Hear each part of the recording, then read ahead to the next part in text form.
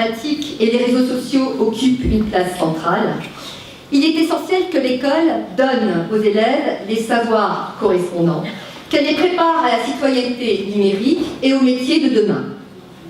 À cet effet, le Conseil départemental de l'Oise renforce son action dans le champ du numérique éducatif à destination des collèges. Les ateliers proposés ce jour nous offrent une perspective ô combien riche et diversifiée, dont l'intérêt réside dans la présentation des outils au service de l'enseignant et de l'élève. Des outils numériques qui questionnent les pratiques pédagogiques, des outils numériques qui incitent les élèves à devenir acteurs de leur apprentissage. L'histoire du numérique se poursuit encore et encore. L'équipement n'est rien s'il n'y a pas derrière des usages importants, et c'est justement ces usages qui vont être mis à l'honneur aujourd'hui. Parce que cette journée demande une forte mobilisation de tous les partenaires, et donc c'est véritablement l'occasion de pouvoir mutualiser nos pratiques. Je souhaitais appuyer sur le partenariat qu'il y a avec le Conseil départemental de l'Oise. Ce partenariat sans lequel rien n'est possible. C'est parce qu'on travaille ensemble de manière très étroite, l'ADAL, le Conseil départemental et les établissements, qu'on arrive à répondre au mieux aux besoins, à vos besoins enseignants, à vos besoins personnels de direction. Avec la sécurité, la santé, l'insertion et les investissements routiers, l'éducation fait partie des 5 priorités départementales pour 2018.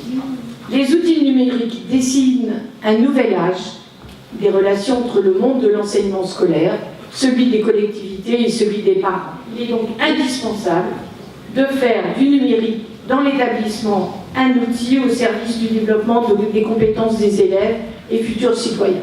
C'est en travaillant conjointement, en travaillant ensemble, que les projets peuvent aboutir.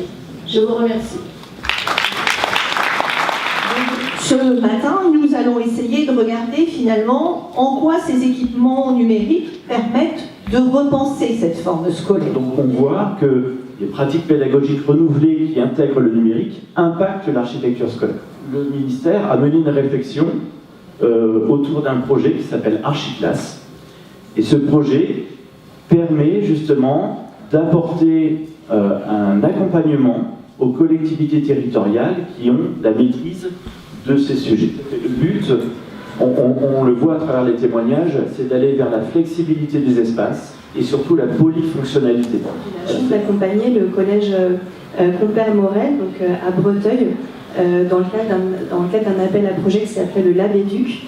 Moi, mon regard aujourd'hui, c'est comment est-ce qu'effectivement, par l'expérimentation et avec une équipe qui réunit des acteurs très différents, on a pu expérimenter sur un temps assez court la transformation d'un CDI donc, au collège Compère-Morel de Breteuil. C'était nos 3 enjeux, au sein d'un même espace, faire différents espaces, comment est-ce qu'on peut augmenter la complémentarité entre papier et numérique, et puis donc le 3e sujet, donc faire un lieu ouvert sur l'extérieur. L'objectif, c'était de s'inscrire dans cette dynamique numérique pour un collège qui était plutôt ancré dans des méthodes assez traditionnelles qui fonctionnent tout de même.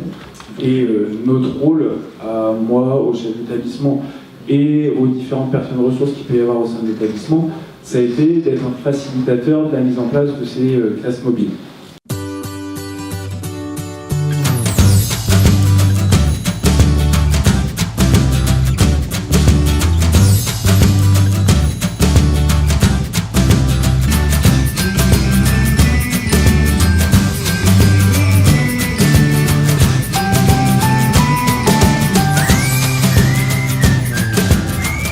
Chacun vient avec des demandes particulières, des besoins particuliers, et ça permet donc à ces enseignants de pouvoir vraiment directement être dans l'atelier qui les concerne et qui les intéresse. Donc moins de perte de temps, et finalement on revient avec des réponses à des questions qu'on se pose, et donc avec des solutions. On a quand même profité de certains temps pour se balader sur les stands.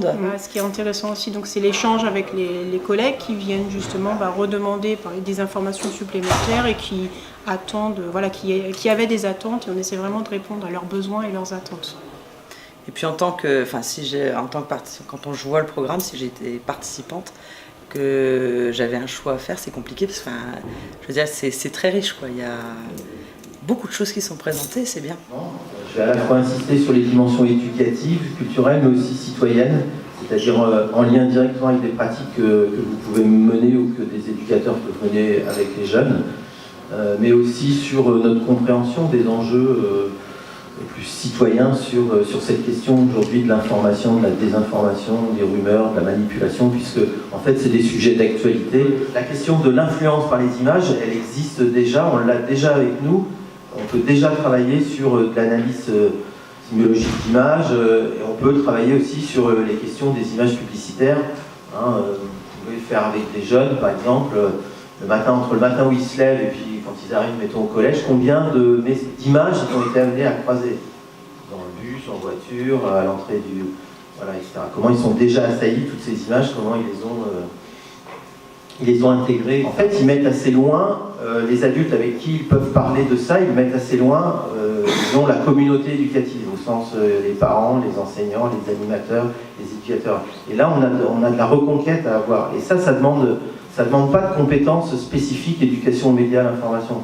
Ça demande des compétences d'éducateurs que vous avez tous et qu'on a tous. Il y a une éducation à cette contradiction, à ce débat contradictoire qui est important, je pense, à apporter aux jeunes. On travaillait sur les sources, on l'a vu là sur quelques exemples sur les images, les vérifier, les élargir, diversifier les sources, utiliser ces fameux outils de décodage des images, mais il y a tout un travail à faire avec nos jeunes, avec les collèges, sur ces questions-là. Je pense que c'est... demander d'aller voir sur le site de la CNIL, vu qu'on va vous le fournir. Il y a des traitements types en EPLE qu'on va retrouver un petit peu partout. Ça va être votre ELT déjà, souvent. Ça va être, si vous avez dans votre établissement une vidéosurveillance, ça c'est un traitement de données. On ne va pas arrêter de fonctionner, on ne va pas empêcher. On va juste dire, attention, voilà, il y a des mesures de sécurité à prendre. Il y a une information particulière, il y a peut-être rajouter une petite couche de consentement. Si vous avez une initiative, vous, au sein même de votre établissement scolaire, qui n'est pas commune, parce que vous ne le retrouvez pas dans la fiche, dans les fiches que vous pouvez vous communiquer, forcément, il faudra le faire remonter.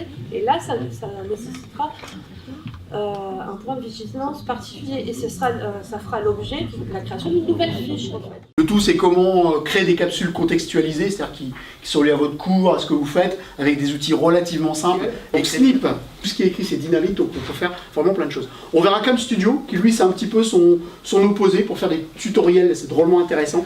Et donc là, j'ai un choix de personnage. Bon, je vais prendre le loup, par exemple, et puis ce petit personnage-là. Et ensuite, je choisis un environnement, il propose un environnement, c'est très, très imaginaire, voilà, et je fais next.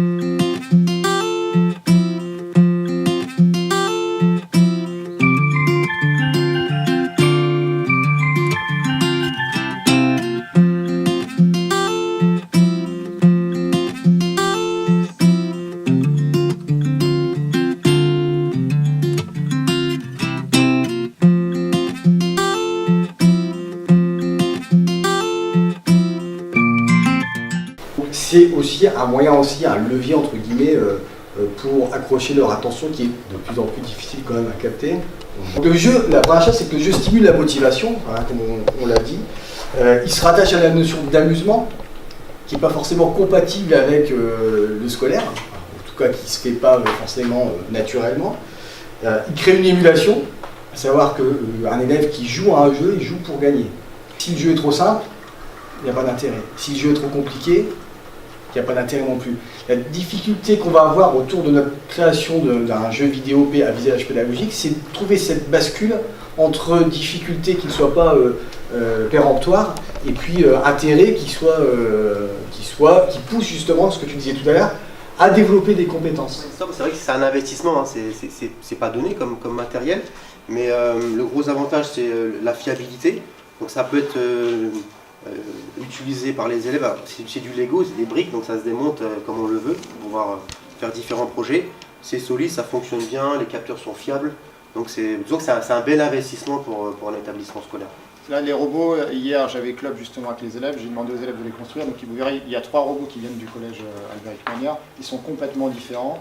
et il fonctionne aussi très bien. Voilà, donc ça permet de découvrir des nouveaux logiciels, des nouvelles pratiques, des nouvelles méthodes, puis aussi du nouveau matériel numérique qu'on peut exploiter également en classe. J'ai trouvé que c'était une journée très intéressante et très enrichissante à différents points de vue. On a eu une table ronde ce matin qui était intéressante. Moi, ça m'intéressait particulièrement parce qu'on a parlé de l'impact en fait des pratiques pédagogiques sur les aménagements. Et j'étais très intéressée parce que nous, on a justement le projet de réaménagement du CDI, donc directement ça me concernait. Voilà. Et puis ensuite, les différents partenaires qui étaient présents sur les stands, c'était particulièrement intéressant de pouvoir partager avec eux.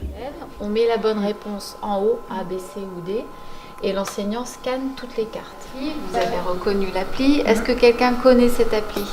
C'est HP Reveal, c'est une appli de réalité augmentée. Ça favorise vraiment le travail collaboratif. Parce que là, on voit des professeurs qui ne se connaissaient pas, même s'ils sont tous enseignants, ils arrivent assez facilement à communiquer et à se mettre ensemble sur la résolution d'un problème. Donc avec les élèves et les équipes, c'est pareil.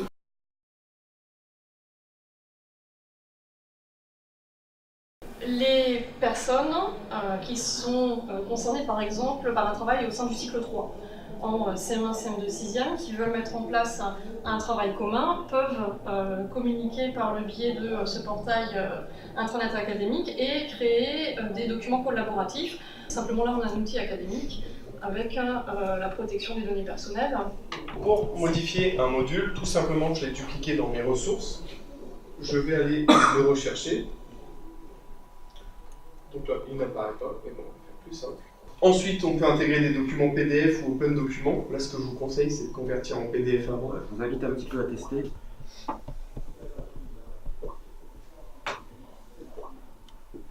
Est-ce qu'on ralentit?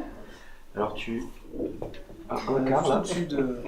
et là tu vois, tu peux aller jusqu'à 1/8. D'accord, d'accord. Là-dessous, il s'adapte. Ah oui. C'est par rapport à la gomme, c'est quoi?